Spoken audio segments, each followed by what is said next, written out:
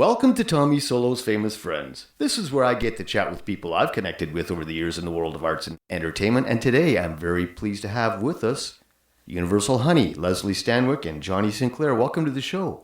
Hey, Tommy, thanks. Hey, thanks, Tommy, for having us. It's absolutely my pleasure. Now, I know that the two of you have been in the music business for a long, long time.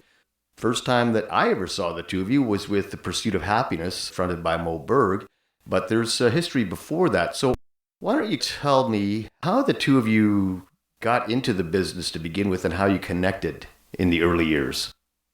Well, I grew up in Saskatoon, Saskatchewan, and had a dream like any young guy, I guess, at that time that wanted to be in a band. And everybody out here either moved to Calgary or Vancouver, and I decided to go the other way. And I packed up my bags in 1984 and moved to Toronto with my record albums, a futon, and a guitar, and started some bands out there. Just briefly had a thing called Month of Sundays.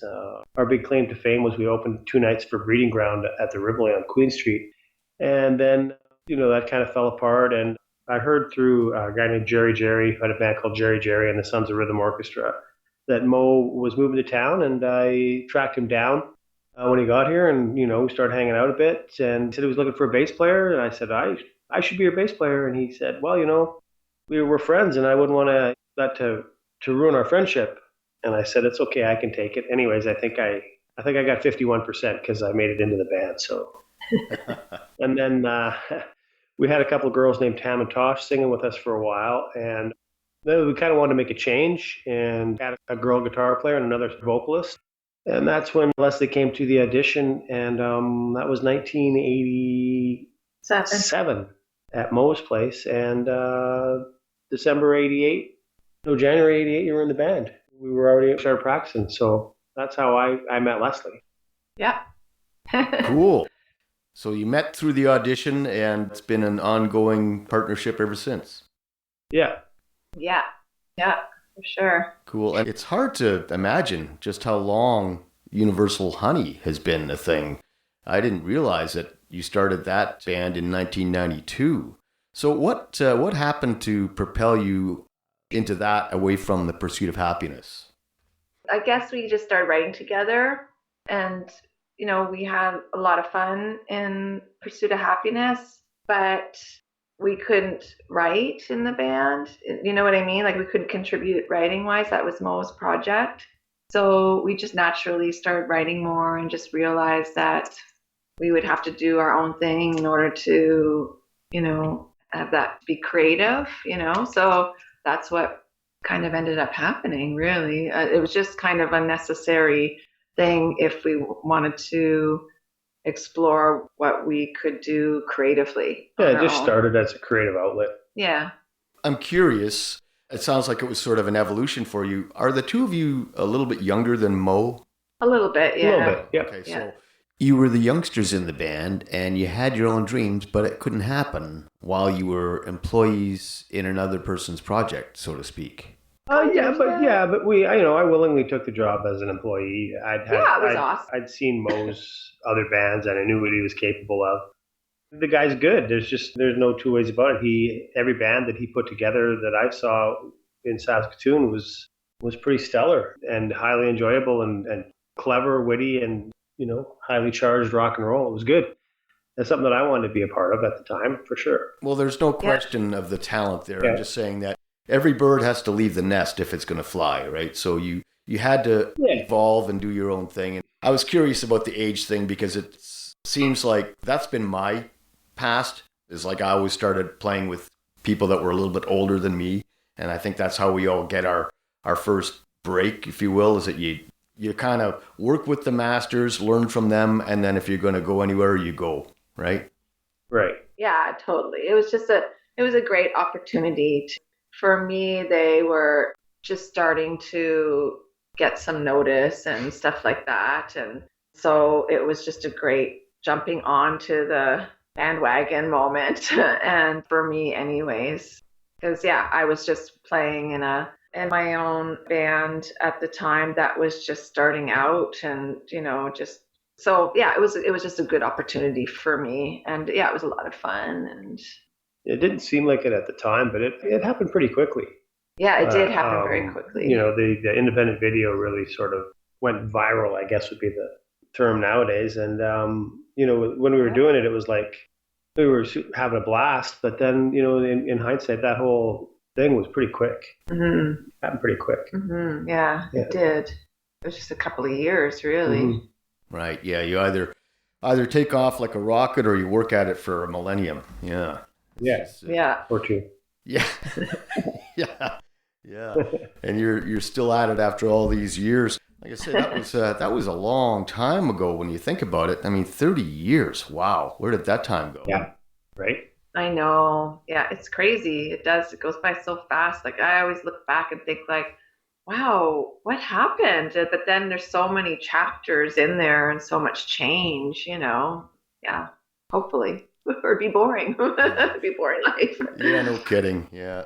I once had a conversation with Bill Durst, who was the original lead guitar player from Thundermug, and it was shortly after I'd lost my only son, and he had recently, around that time, lost his mum.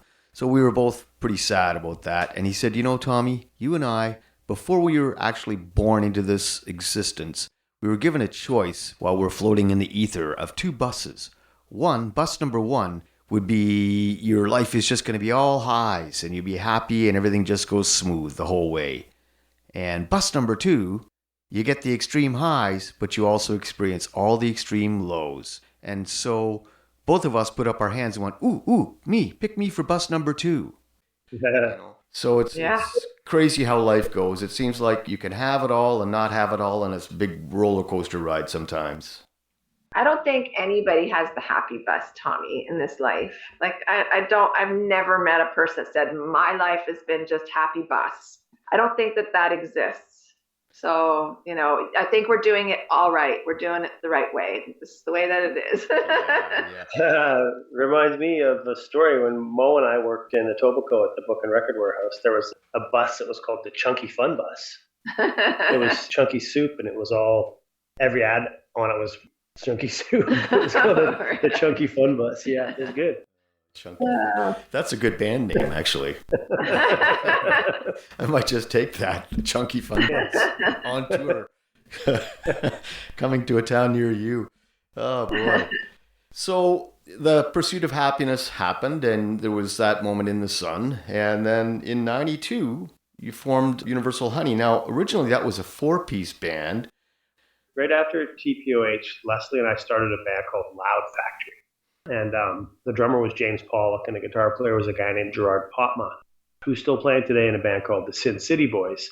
But we had Loud Factory for a couple years, and we went really hard at it, practiced a lot. We were starting to play, I think we got to Sudbury, and we got to the 401 circuit. We opened for Belinda Carlisle, and we're starting to headline our own shows at Lee's Palace and X-Rays, our Ultrasound, actually. And then one day, Gerard just said, I want to change, and I'm tired of going on the road, and even though we got to go back to work the next day, it's fun and all this, but he left, and we tried to carry on as a 3-piece for a bit, and we wormed our way into an opportunity to be on the Joni Mitchell compilation album called Back to the Garden.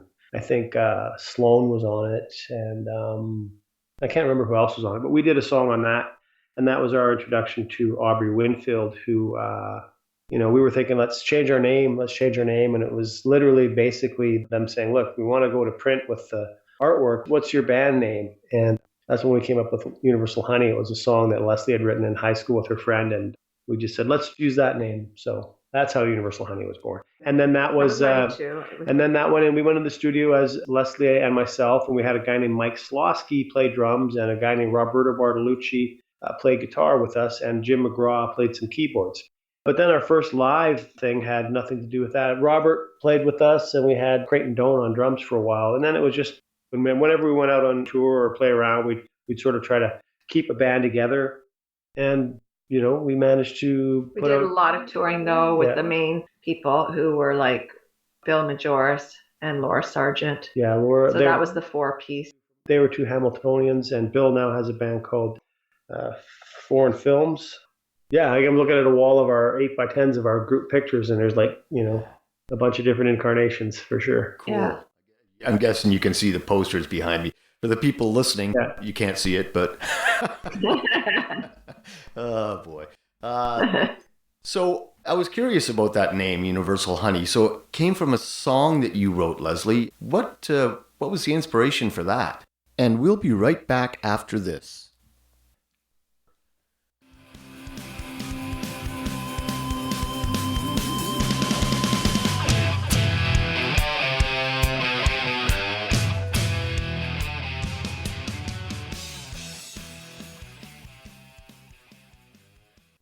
Was it just a creative thing, or? Yeah, it was a song that, like, my bestie from high school, we wrote a ton of songs together. That's all we would do during all of high school, really, was just try to get out of class and write songs. So it was just a song that, it was a song called Universal Honey. I think about just like the perfect girl or something, that everybody kind of revered. That I think that's what that song was really about. Ah, the ever elusive perfect person. I get it. Yeah, exactly. Oh boy. Yeah, wouldn't that be nice if we could all just be perfect for a minute? That's interesting. So it essentially was a 4-piece band.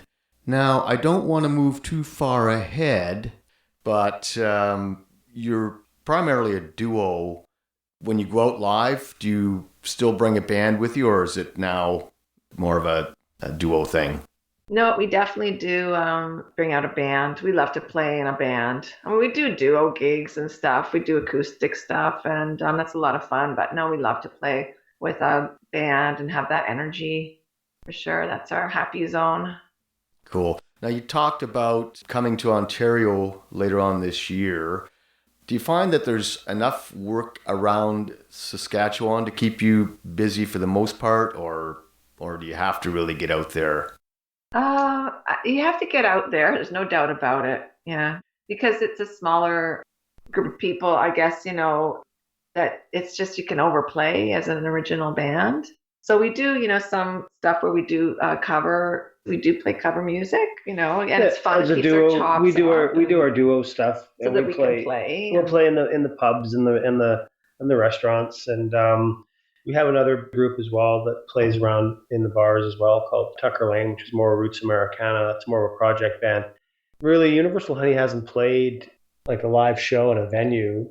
Yeah. For a long time. Yeah, we did a thing at the beginning of the pandemic where we did this backyard campfire sessions. Yeah. And we did one with Universal Honey, and we did a stripped down acoustic thing with our drummer Warren on a cajon and Brent on acoustic guitar, and we played in the backyard with the campfire and filmed it and mixed it and put it out. So it's on YouTube as Universal Honey, but as far as a live venue, we haven't played probably in I mean, we might have, I don't know, we might have done it beforehand, but because of the pandemic, that kind of took away all of that. We did a streaming thing too at the beginning of 2020 when we started putting out all of our albums. Right. But yeah, we haven't played in a long time, so we're really excited. We have something coming up that we're going to do in Saskatoon. We're got like an album release party where we're going to be performing at it, and we're really excited about that. And then we're really excited about coming to Southern Ontario and playing like Toronto and Hamilton, London, Kingston. So that'll happen in May. So it's just going to be really special. Well, we'll be looking forward to that here in Ontario.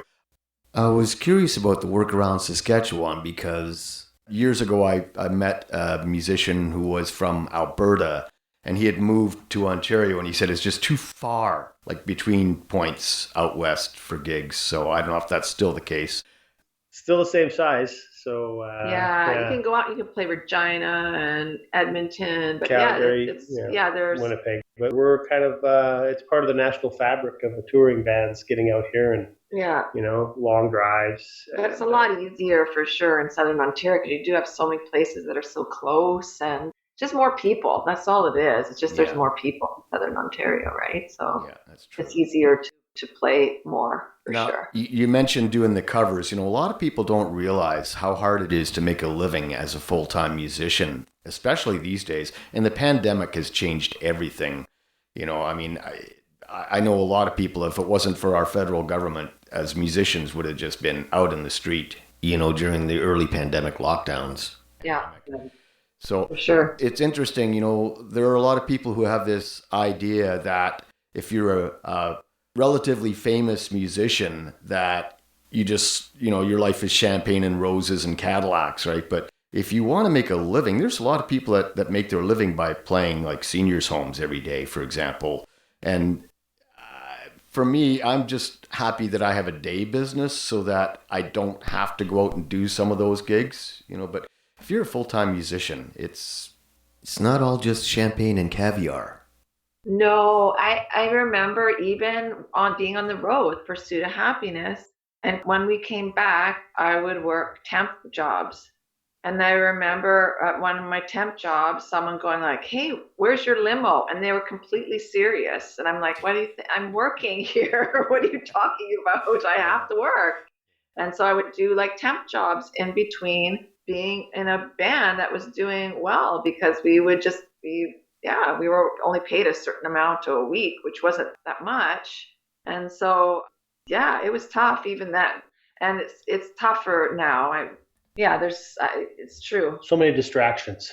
There's a lot of distractions, and it's just, how does a band make money? How do you make money? Well, you get out and you play live is one way. And now we're experiencing how tough it is to just do that, because there's so many clubs that were hit so hard during the pandemic that they don't want to take the risk. They don't want to lose money bringing in bands. So there's a lot of places now where you have to pay to play, right? Yeah, and it's even harder if you're an original act. Like I've talked to people who said they're doing their original show and people are yelling out "Free Bird." Like, come on. Yeah. No. Yeah. I know. It is hard. It is. It's really hard. You got to be crazy to want to really do it, but it's in your heart and in your soul, and it's like you just can't shake it. Yeah, I mean, like I moved to Toronto as part of my dream to be in a successful band, and I probably didn't work there was probably a very short window where I was in a band. That was what I did, and that was probably like 3 years maybe. Yeah. You mentioned when you were with the Pursuit of Happiness, that you were paid a certain amount every week, and that was rare, especially back then.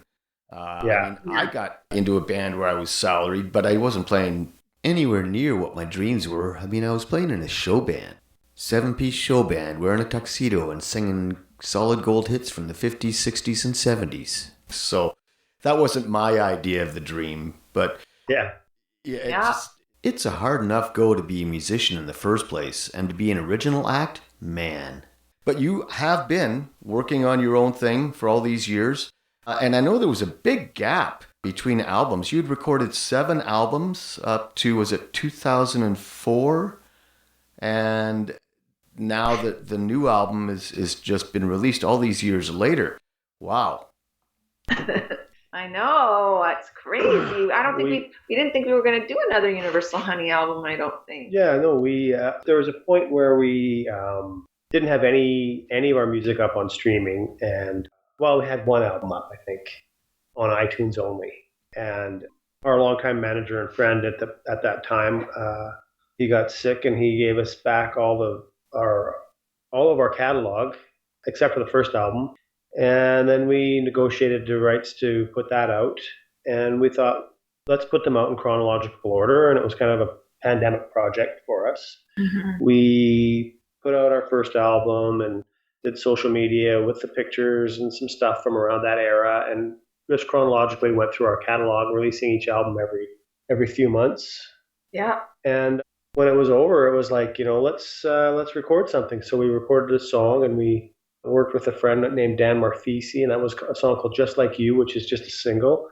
And it was like a lot of fun. We thought, let's keep this going and let's make another record. And that was Dandelion. And so it's just, again, talking about that time going by, when we left Toronto to move here, it was just like we had a son, we kind of took a step back, although when we got here, we just wanted to play. We started thinking like, well, let's just play music, play cover songs, go out there and play some clubs, restaurants or whatever, just as an acoustic duo. And that's what we did. And then we hooked up with a couple of people, Brent Carlin, an old friend of Johnny's, plays guitar, and then Warren Metternach. And then we started this more rootsy kind of Americana band. So we took a break from Universal Honey. It was really hard. It was hard going, I think. We were a little heartbroken with so many things that had happened.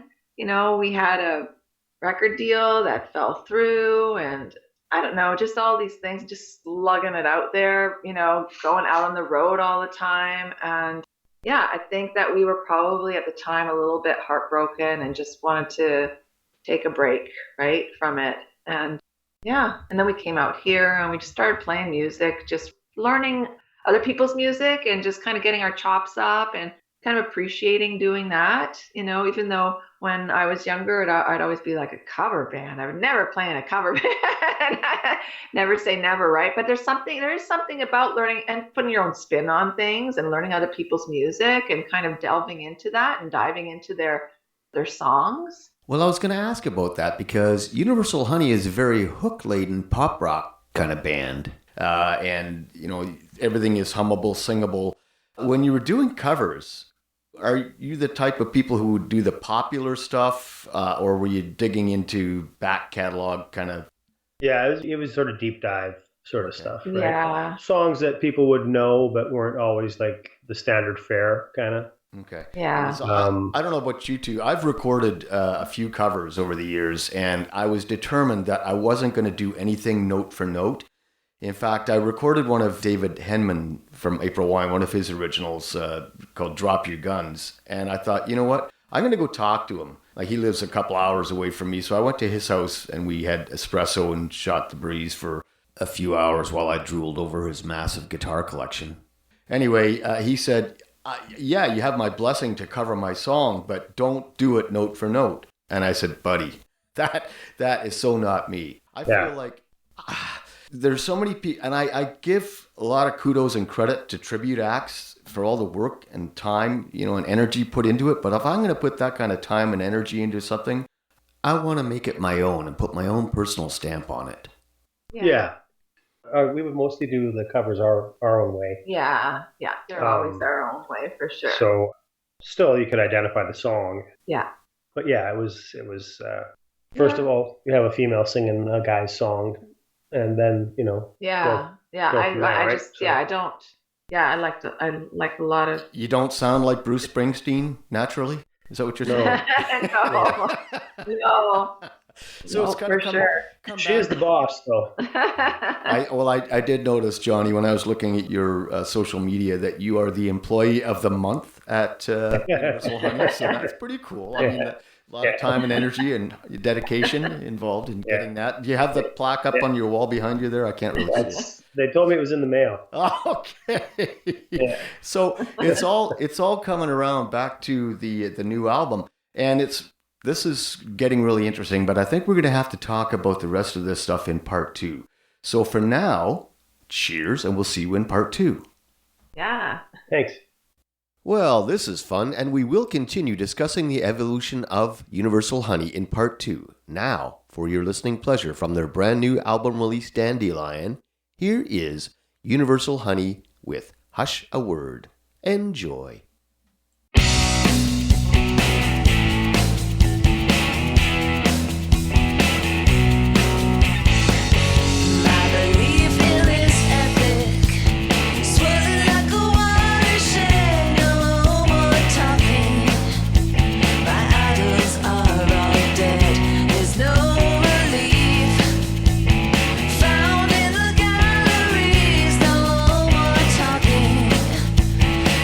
Nothing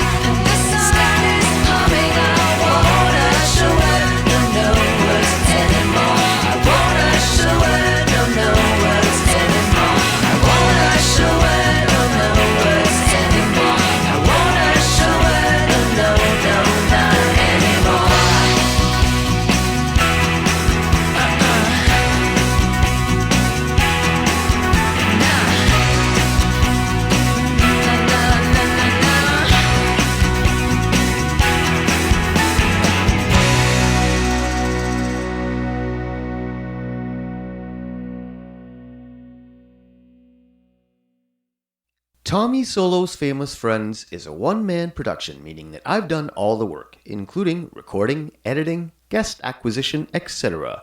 The theme song for Tommy Solo's Famous Friends is a clip from my original composition, The Burn. All rights reserved. And hey, if you like the show, why not help us out? Buy me a coffee, subscribe, hit the like button, and until next time, cheers.